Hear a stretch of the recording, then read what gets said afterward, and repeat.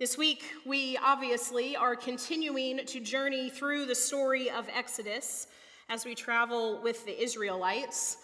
And before we even jump into the passage, I want to spend a little bit of time focused on one word that I think is important as we prepare to hear what this passage has to say to us today. Because we know that the words that are in our Bible, written in English, were not originally written in English. And so sometimes the writers used a word that means one thing to us, but the intention behind it or the meaning behind it or its significance is important to know. So an important thing to remember in all of this is that for our siblings who are Jewish, the story and their history begins with the book of Exodus. We know that the stories we find in Genesis of Abraham and Sarah and Rachel and Isaac and all of the other matriarchs and patriarchs of our faith are important, but it is the book of Exodus that is a pivotal moment in the narrative of the story of our friends who are Jewish and of Hebrew descent. We read at the very end of the book of Genesis that Joseph and his brothers and their households relocated to Egypt, and they were described as a great family. Now, great meaning large in number, not great in that what they did was terrific or fantastic or they did everything right. And so the stories that we read in the book of Genesis about groups of people mostly revolve around family units. When we learn about individuals or we read a family tree, very often it will say so-and-so from the house of Levi or so-and-so from the house of Judah. It is the person's ancestry and their familial connections that defines and describes them. But when we get to Exodus chapter 12, we see a change in this language. The Lord is speaking to Moses and to Aaron, and the Lord is telling them about the Passover, the very first Passover. And the word that is used when talking about this situation and the word that the Lord uses to the brothers is tell the whole congregation of Israel. This is the first time that the word congregation is used in the Old Testament. And to us, that is a word we use all the time as people who gather as a congregation, as a church. But in this moment, it is a turning point in the narrative of the Hebrew people. Rather than being described as a large extended family, they are now a congregation, a group of people who are united and affiliated by choice, not just by blood. And this is because of their shared belief that they have in Yahweh, the name that they use for God. This congregation is choosing to draw together and to share in one another's joys and sorrows. They've moved from being a single family to the next step of becoming a nation of people who share common beliefs and common life experiences. Our passage for today opens with the same phrase: the congregation of Israel set out. It's been 2 months since the Passover, and it's been a month since the congregation of Israel has been freed from slavery. They have journeyed through the Red Sea. We read in chapter 15 that they needed water to drink, and so God led them to a land where they found sweet, fresh water and shelter. And their journeying is continuing. The presence of Yahweh is guiding them as a pillar of cloud by day and a pillar of fire by night. Moses and Aaron, and I'll throw in their sister Miriam, are leading the people through the wilderness and towards their near future with singing and dancing and praising God. This chapter of Exodus is this weird, slightly uncomfortable space between a place of departure and a destination. They have left a place where they were oppressed, but at least there they knew what to expect. And now they find themselves on a journey where they are free, but they have no idea what each day will hold. But God has continued to keep the promise that was given to them by delivering them from oppression. God provides water when they were thirsty, and God is journeying with them each step along the way. But almost before the praises die down, Reality sets in for the Israelites. They have no idea where they are, no idea where they're going, how they're going to get there, how long the journey is going to be, or what life will even look like once they get to that place. All they know is that it has been a month since they made it through the Red Sea. The unleavened bread that they prepared in Egypt is running out, and they're hungry, and they're in the desert, so there is no food to find around them. It's no wonder that they have forgotten all of the ways that God has provided for them up to this point, and they begin to complain. They're desperate to find food for their children and their animals and for themselves. The whole congregation begins to complain because things are not going the way they planned. This reality is not what they expected or hoped for. What used to be a group that was unified at first by their collective suffering and then unified by their collective freedom is now unified in their grumbling and complaining about the way things are. Not only that, but they begin to long for their past. In their minds, it would have been better to die in Egypt as slaves with full stomachs than to die as free but hungry people. And so they take their frustration out on their leaders, questioning their motives and blaming them for their pain and suffering, when just a few weeks earlier they put their trust in those God called to lead them, from a past that was holding them back to a future filled with promise and hope. How often do we find ourselves doing the same thing? How often do we find ourselves in a new situation that at the beginning seemed like it would be better than where we came from, only to grow to resent the new thing and to wish we could go back to the way things were? Or maybe we don't want to go back to the way it was, but we grow weary of the journey and we wish that we would just get there faster. None of us in this room know what it's like to be waiting for the next new thing to come along. Now, of course, I'm being a little facetious. It is no secret to anyone who is active in the life of this congregation that we are eagerly awaiting the day when we find out who God has called to be our next senior pastor. We have heard updates from the search committee about the long hours they have put into this process as they listen to sermons, but more importantly, listen for the voice of God as they do the work that we, as a congregation, have trusted them to do in this time of transition. And I feel like it's fair for me to speak on their behalf that there is no group of people in this church more ready to welcome the next pastor than our pastor search committee, except maybe the family members of those who are on the committee, or those of us who have other duties as assigned written in our job descriptions and had no idea what that would mean when she showed up for her first worship service on World Communion Sunday 2 years ago. But in all seriousness, we are like the Israelites in chapter 16. Our congregation is on this journey where we have moved from this time in the past where we can't go back, but we can't yet fully envision the future of where we are going. Some of us are even choosing to grumble about this process. Some of us grumble louder than others. Some of us grumble when they think no one can hear them. Some of us boldly grumble directly to the people who are leading our congregation. So maybe we are more like the Israelites than we thought. So what does that mean for us? Well, in chapter 16, God hears the complaints of the people. God hears them say that they would have rather died as well-fed people in Egypt than hungry people in freedom. If I was God in this situation and I heard the people saying this, I would not be thrilled. I don't even know that I would have said, well, okay, I will rain down bread from heaven. I may have rained down fire instead, or I may have said, fine, you want to go back to Egypt? Go ahead. There it is, through the sea, and turned my back on them. But that's why God is God, and I am not.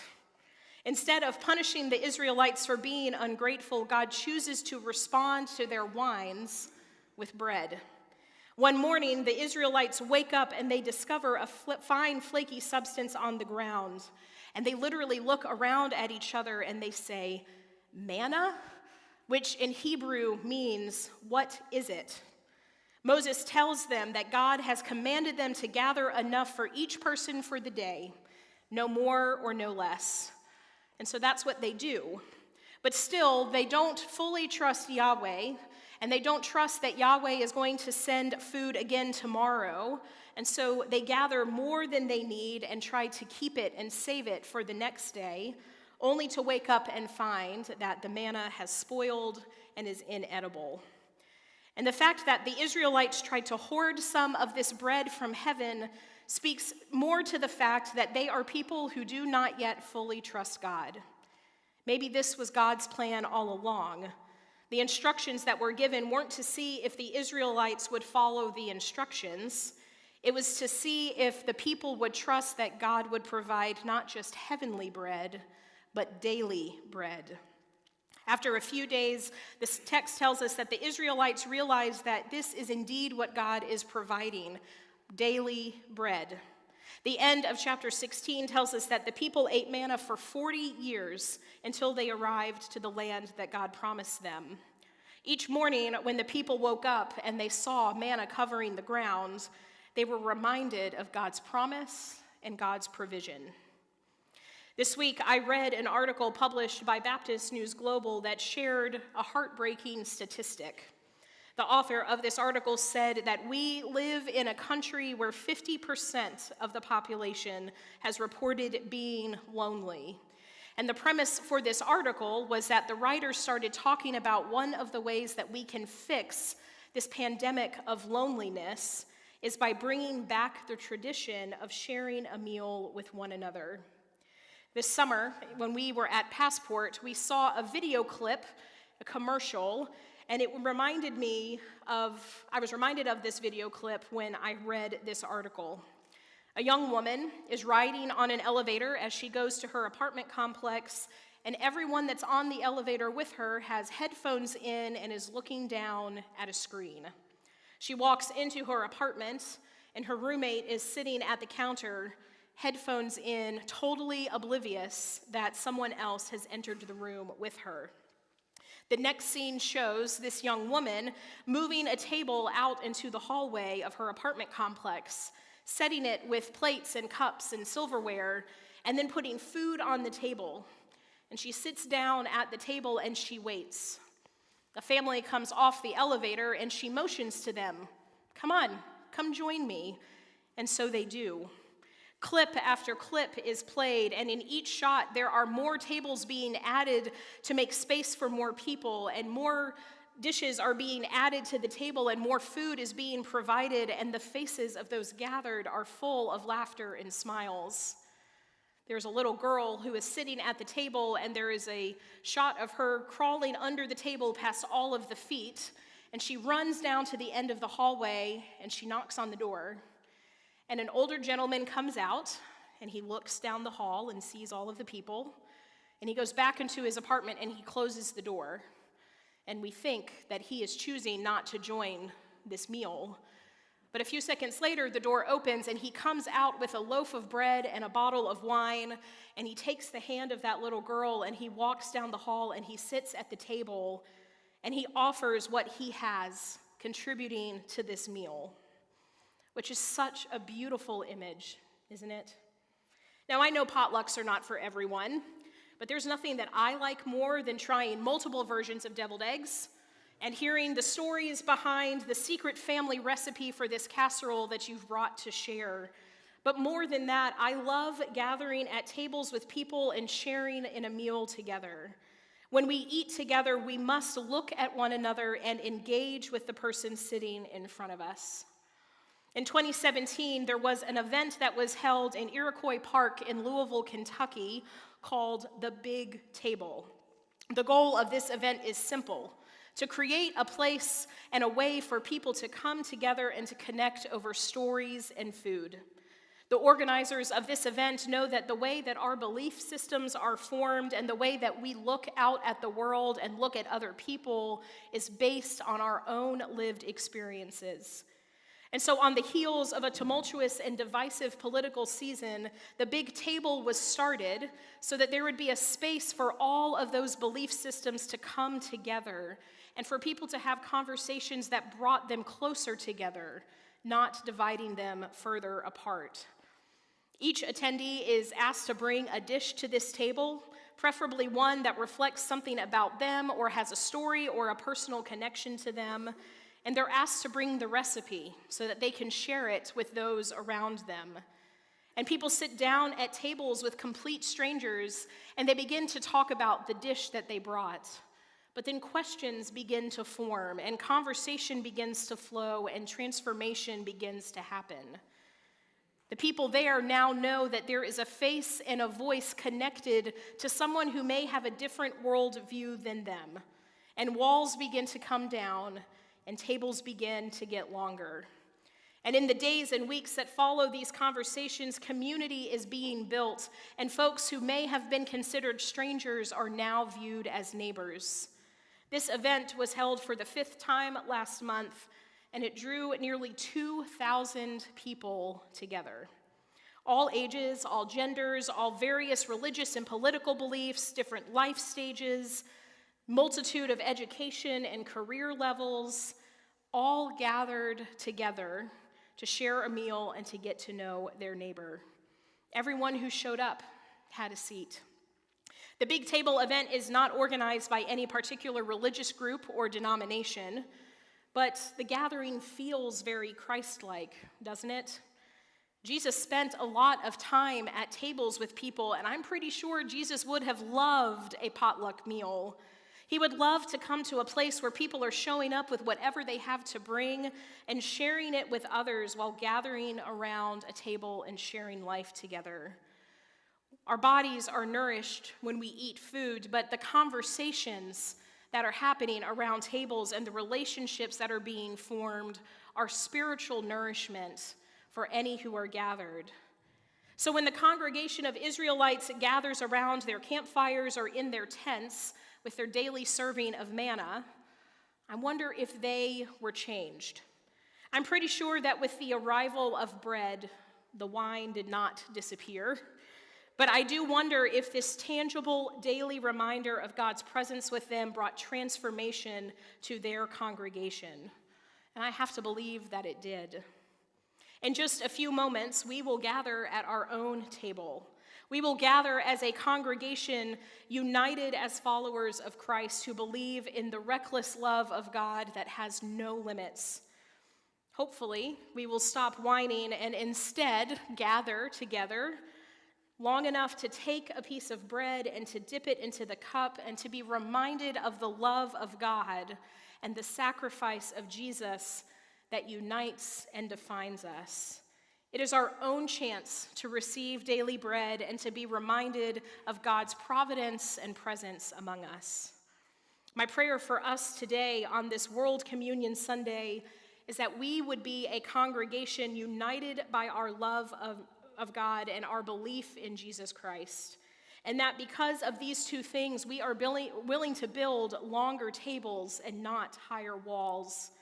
My hope is that we will be a congregation who trusts that God has a plan for us, and that this plan is one that extends out the doors of this building and out into the world, where we can share the good news of God's love for those who so desperately need to hear it.